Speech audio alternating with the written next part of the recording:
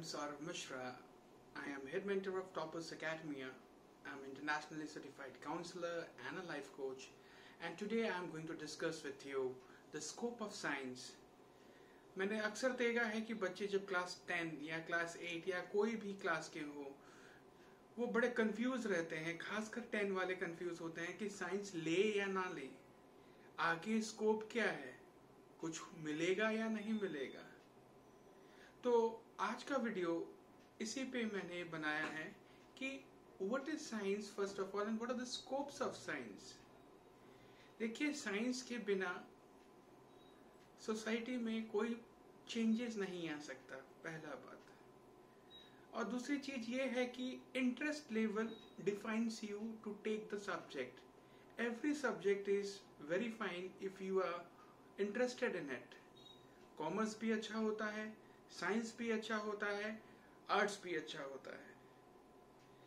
आपका इंटरेस्ट आपको उसकी ऊंचाई तक ले जाता है। जैसे हम बाहर में सुनते हैं कि आजकल इंजीनियरों को जॉब नहीं मिलता, आजकल साइंस लेके फायदा नहीं है। लेकिन मेरा क्वेश्चन एक ही है, क्या सारे कॉमर्स ग्रेजुएट्स को जॉब मिल रहा है? क्या सारे आर्ट्स ग्रेजुएट्स को जॉब मिल रहा है? Obviously the answer is no, because until and unless you take the deepest interest in the subject and the course, you will never land into the safest route. So coming to the topic, scope of science. Science आपको क्या क्या field देता है, क्या क्या variability देता है, उसके बारे में हम एक एक करके डिस्कशन करेंगे। आज मैं 4-5 चीजों के बारे में डिस्कस करने वाला हूँ। पहला फील्ड है इंजीनियरिंग, सेकंड फील्ड है मेडिकल, थर्ड फील्ड है आपका government jobs like banking, SSC, UPSC, state PSC, fourth field है आपका डिफेंस या रिसर्च जॉब्स, और फिफ्थ फील्ड है मैनेजमेंट, एंटरप्रेन्योरशिप और बिजनेस। चलिए, तो पहला चीज लेते हैं हम इंजीनियरिंग। इंजीनियरिंग बहुत ही बड़ा फील्ड है। इसमें बहुत टाइप के इंजीनियरिंग्स होते हैं। कंप्यूटर साइंस होता है, मैकेनिकल होता है, इलेक्ट्रिकल होता है, इलेक्ट्रॉनिक्स होता है, सिविल होता है, इंस्ट्रूमेंटेशन होता है, और भी इंडस्ट्रियल होता है, प्रोडक्शन होता है। There are many branches in which you can do engineering. Engineering stipulated 4 years का होता है और इस 4 इयर्स में आप काफी चीज लर्न कर पाते हो, प्रैक्टिकलिटी के साथ कर सकते हो। अगर आपको इंजीनियरिंग में जैसे आपने 4 साल आपने दिया और उसके बाद आपको और भी अपने आप को अपग्रेड करना है, तो बीटेक या बीई के बाद आता है आपके पास एमटेक, एमई, जो कि हायर स्टडीज के लिए होता है, जिसको पोस्ट ग्रेजुएशन भी बोला जा सकता है। As an engineer you will be deployed into software testing, hardware making, then production, industrialization, supply chain। आप टेक्निकल फील्ड के एक्सपर्ट बन पाते हो। इंजीनियरिंग रिलेटेड काफी एग्जाम्स होते हैं आफ्टर क्लास 12, जैसे आईआईटी का होता है एग्जाम, स्टेट जॉइंट्स होते हैं, डब्ल्यूबीजेई होते हैं, कॉमेट के होते हैं, फिर आपका उड़ीसा का होता है, हर एक स्टेट का होता है। आपको फंडामेंटल यही याद रखना है कि अगर आप इंजीनियर बनना चाहते हैं तो आपको फोकस 3 सब्जेक्ट में देना पड़ता है, जो कि फिजिक्स, केमिस्ट्री, मैथ्स है। इंडिया में जो सबसे प्राइम एग्जाम होता है और टफेस्ट माना जाता है वो आईआईटी। आईआईटी में मेंस होता है और एडवांस होता है, और 3 ही पेपर होता है, फिजिक्स, केमिस्ट्री, मैथ्स। अगर आप आईआईटी मेंस क्वालिफाई करते हैं तो आप एनआईटी के लिए एलिजिबल होते हैं, NIT and other government colleges के लिए। और अगर आप एडवांस में रैंक लाते हैं तो आप आईआईटी के लिए क्वालिफाई करते हैं। Then you choose and decide the field you want to go for. तो इंजीनियरिंग के बाद आपको काफी डिपेंड करता है कि आप पढ़ कैसे रहे हो, how have you taken the subject. और जो बेसिक चीज में देखा गया है कि 4th ईयर के बाद जब प्लेसमेंट होता है, या थर्ड ईयर में भी कभी कभी प्लेसमेंट्स होते हैं, तो टेक्निकली इंसान साउंड हो जाते हैं, लेकिन एचआर राउंड में वो साउंड नहीं होते। तो one thing I would request कि कम्युनिकेशन स्किल को डेवलप करना बहुत जरूरी है, क्योंकि communication will help you to grow. आप अगर एक सक्सेसफुल इंजीनियर हैं तो आपको दूसरे तक अपने बातों को पहुंचाना और दूसरे के बातों को अपने तक यूटिलाइज करके उसको यूजर फ्रेंडली रिस्पांस देना बहुत इंपॉर्टेंट हो जाता है। और इंजीनियरिंग के पैकेज काफी अच्छे अच्छे होते हैं। Again it depends upon the personality of a person and the marks and the depth of the subject ही और सी हैज कवर्ड। बहुत सारे गवर्नमेंट ओरिएंटेड एग्जाम्स भी होते हैं इंजीनियरिंग के, जैसे एनटीपीसी का होता है, ओएनजीसी का होता है। आजकल क्या हो गया है कि ये सब के एग्जाम फोर्थ ईयर के बाद गेट ओरिएंटेड हो गया है। गेट का आप एग्जाम देते हो, गेट के एग्जाम में अगर आप क्वालिफाई करते हो तो आपको उसमें n numbers of government enlisted corporations and other attachments रहते हैं जो कि आपको डायरेक्टली इंटरव्यू के लिए कॉल करते हैं। बट अगेन टेक्निकल नॉलेज के साथ साथ एचआर नॉलेज, मतलब ह्यूमन रिसोर्सेज बोले तो कम्युनिकेशन स्किल काफी सही होना चाहिए। Depth of the subject is very important when you are learning engineering. आप बाई हार्ट करके अगर सोचते हैं कि कल के दिन आपको अच्छे जॉब मिल जाएंगे, तो I am telling you it's very wrong concept. बहुत कम चांसेस हो जाता है आपका सर्वाइवल के लिए। इसीलिए बहुत लोग कम पैसों की नौकरी करने पड़ सकती है, ताकि वो धीरे धीरे वो भी फ्लरिश होते हैं। जैसे जैसे वो अपने नॉलेज को बढ़ाते हैं वो फ्लरिश होते हैं। फिर सेकेंड फील्ड आता है हमारे पास मेडिकल। मेडिकल के लिए एक एग्जाम होता है ऑल ओवर इंडिया जिसको नीट नाम से जाना जाता है, NEET। ये आफ्टर क्लास 12 होता है। 12 के बाद ये दिया जाता है। अगेन इसमें subjects which you have to learn is physics, chemistry and biology. इसी 3 के बेसिस पे आपको सेलेक्ट किया जाता है। आप MBBS कोर्स के लिए सेलेक्ट होते हो different colleges all over India में, जिसमें डीम्ड यूनिवर्सिटी भी आता है, प्राइवेट भी आता है और गवर्नमेंट भी आता है। अब एज अ डॉक्टर सिंपल चीज है कि आपको depth knowledge about the science, about the medicine और ये सब आपको डेवलप करना पड़ता है। और बाद में जाके इंसान क्या करते हैं, स्पेशलाइजेशन करते हैं किसी भी चीज पे। जैसे कार्डियोलॉजिस्ट होते हैं, ऑप्टोमोलॉजिस्ट होते हैं, लीवर के लिए अलग होते हैं, मतलब हर एक चीज के लिए एक स्पेशलाइजेशन करते हैं, ताकि वो उस बीमारी या उस क्षेत्र में वो आगे रहें और उस प्रॉब्लम को सॉल्व कर सके। तो मेडिकल भी एक आपके पास स्कोप रहता है। ऑब्वियसली मेडिकल अगर मैं बोलूं तो इसमें आपको याद करना भी जरूरी है, साथ साथ समझने के साथ, क्योंकि आप n नंबर्स ऑफ चीज पढ़ेंगे जो कि दिमाग में रखना कभी कभी मुश्किल हो जाता है। तो आपको एक स्पेसिफिक तरीका बनाना पड़ता है और इंटरेस्ट डेवलप करना पड़ता है, ताकि उस चीजों को आप याद रख पाए। आपको डे टू डे लाइफ में मेडिकल प्रॉब्लम्स से दूर नहीं भागते हुए उसके बारे में सोचना है और उसके प्रॉब्लम्स को सोल्यूशन की तरह देखना है, तब जाके आप एक अच्छे डॉक्टर बन सकते हैं। इसके बाद अब फील्ड आता है गवर्नमेंट जॉब्स। मान लीजिए आप 12th तक पढ़ लिए और आपका इंटरेस्ट ना इंजीनियरिंग था ना नीट के लिए था, मतलब मेडिकल के लिए, तो आप प्लेन BSc भी कर सकते हैं। और BSc करने के बाद और आप अप्लाई कर सकते हैं different government jobs like SSC, banking, railways and others. अब इस सारे एग्जाम में आता क्या है, तो इस सारे एग्जाम में आपका 10-12 लेवल के ही क्वेश्चन होते हैं, मोस्टली 10 लेवल के होते हैं। और आप इसमें बहुत सारे चीजें क्रैक आराम से कर सकते हैं, क्योंकि मैथ्स सब में होता है, ठीक है।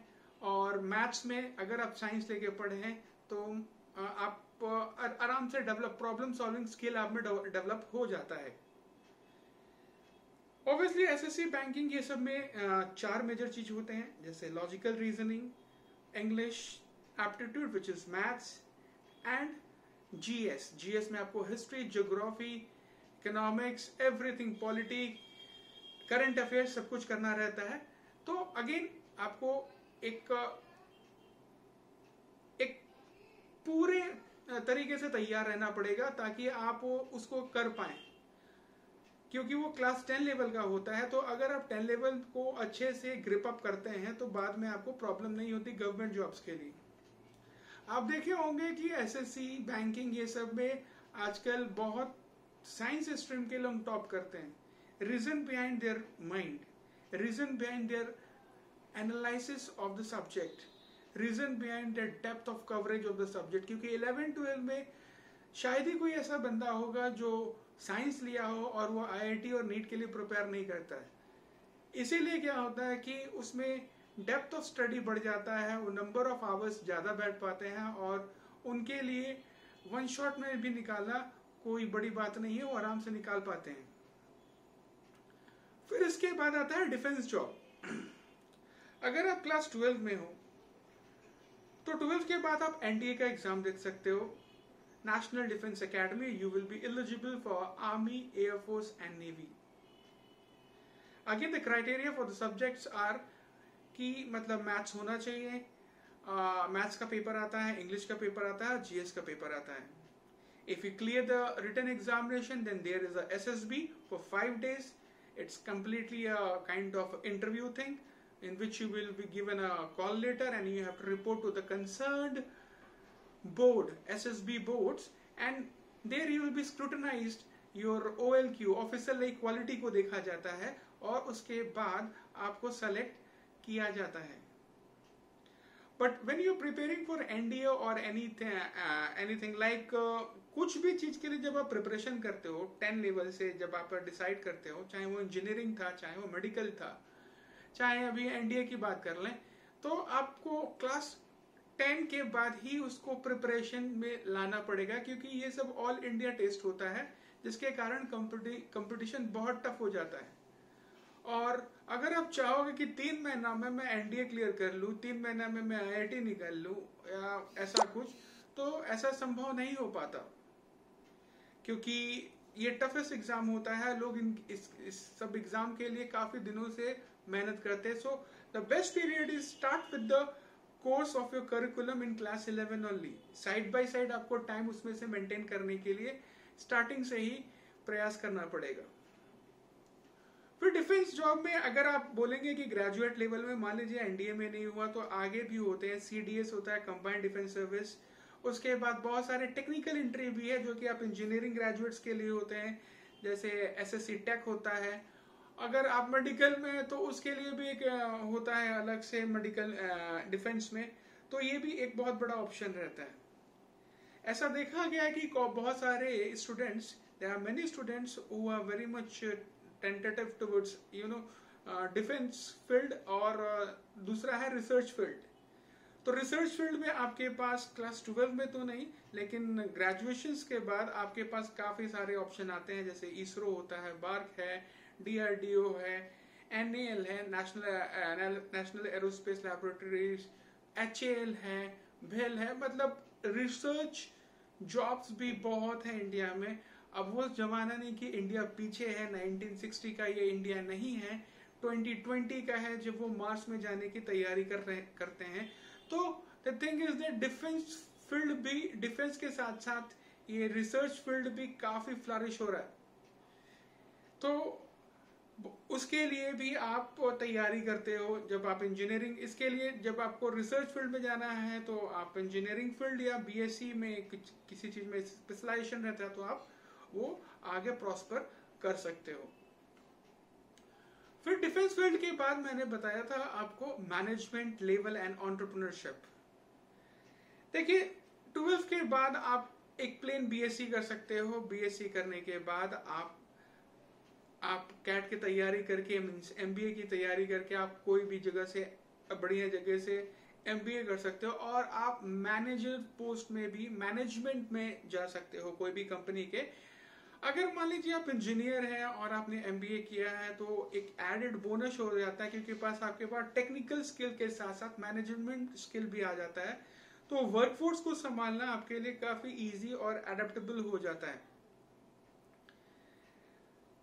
मैनेजमेंट के साथ साथ एंटरप्रेन्योर स्किल ऐसा देखा गया है कि जब आपके पास प्रॉब्लम सॉल्विंग टेक्निक्स डेवलप हो जाते हैं after taking science, then you can prosper in any of the field, be it any business. Just you have to find the time and the interest in that business and you can do it easily. मान लीजिए कि आपने science लिया और आप उसको कर नहीं पा रहे हैं या उसको संभाल नहीं पा रहे हैं 11-12 में, तो आप क्या करेंगे? देखिए, साइंस स्टूडेंट ऑलवेज सुप्रीम रहते हैं, क्योंकि अगर उनको साइंस पसंद नहीं है तो कॉमर्स और आर्ट्स फील्ड में जा सकते हैं। लेकिन अगर मान लीजिए कि कॉमर्स वाले को साइंस बाद में लेना है तो वो नहीं कर सकते। तो ये एक एडेड बोनस होता है कि आप अगर 11-12 में साइंस लेते हैं तो आप कॉमर्स स्ट्रीम में भी जा सकते हैं, CA, CS, CM में कुछ भी कर सकते हैं, आर्ट्स में भी जा सकते हैं, किसी में भी जा सकते हैं। तो ये आपके लिए एक एडेड बोनस हो जाता है। फिर रही बात कुछ प्रीमियम जॉब्स की जो कि गवर्नमेंट ओरिएंटेड होते हैं, जैसे UPSC होता है, स्टेट PSC होता है, जिससे आप IAS, IRS, IFS ये सब बनते हैं। तो इसमें भी देखा गया है कि मोस्टली जो टॉप रैंकर्स होते हैं ये इंजीनियर्स होते हैं या साइंस के स्टूडेंट्स होते हैं। ऐसा होता क्यों है? Again I am taking you back to the school days. जब आप क्लास 11-12 में प्रिपरेशन करते हो तो आप एक नॉर्मल स्टूडेंट से ज्यादा प्रिपरेशन करते हो। नॉर्मल स्टूडेंट बोले तो as in comparison with commerce and arts. जब आप प्रिपरेशन का लेवल आपका ज्यादा होता है, आप नंबर ऑफ आवर्स ज्यादा दे पाते हो, तो उससे क्या होता है कि आप में प्रेशर टेकलिंग एबिलिटी धीरे धीरे डेवलप होता है, जो कि आपको मालूम भी नहीं होता। और UPSC जैसे एग्जाम में, जो कि बहुत ही बड़ा एग्जाम और प्रीमियम एग्जाम बोला जाता है, जिससे आप बहुत गस्टेड पोस्ट लेते हो, तो उसमें क्या होता है कि आप जब 12 आवर सेटिंग से पढ़ना होता है तो आप आराम से कर पाते हो, चीजों को समझ पाते हो, चाहे वो कोई भी सब्जेक्ट हो, चाहे करंट अफेयर हो, चाहे हिस्ट्री हो, चाहे पॉलिटी हो, क्योंकि वो सेंस ऑफ सॉल्विंग आप में डेवलप हो जाता है जब आप साइंस लेके पढ़ते हो। तो because when you take science it's all about why, क्यों हो रहा है, किस लिए हो रहा है, और उसका रीजन फाइंड आउट करना। तो देखिए, आप कोई भी फील्ड में जाइए, there is a involvement of science.